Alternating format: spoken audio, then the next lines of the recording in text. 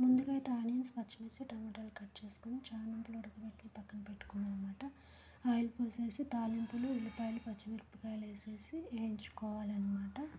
తర్వాత సాల్ట్, పసుపు, కారం వేసేసుకున్నాం ఫ్రెండ్స్. సబ్స్క్రైబ్ చేసుకోండి, లైక్ చేయండి ఫ్రెండ్స్. ఈరోజైతే చామదుంపల పులుసు, ఎండు చేపలు అనమాట. టేస్ట్ అయితే సూపర్గా ఉంది ఫ్రెండ్స్, తప్పకుండా ట్రై చేయండి ఫ్రెండ్స్. తర్వాత టమాటాలు వేసేసుకున్నాము. టమాటాలు వేసేసి కలుపుకున్నాక చింతపండు పులుసు అయితే రెడీగా కలిపి ఉంచుకున్నదండి పోసేసుకొని ఇలా గ్రేవీ వచ్చిందాక ఉడకనివ్వాలి.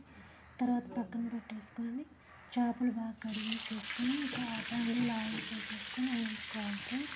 ఇదైతే మా మేడం నేనైతే చేసాను. టేస్ట్ అయితే సూపర్గా ఉంది ఫ్రెండ్స్, ట్రై చేయండి. చామదుంప పులుసు తినని వాళ్ళు కూడా తినేస్తారనమాట, అంత బాగుంది. యమ్మీగా బ్రౌన్ కలర్ వచ్చిందాక వేసేసి గ్రేవీలో వేసి కలుపుకోవటం. అంతే. Thank you friends.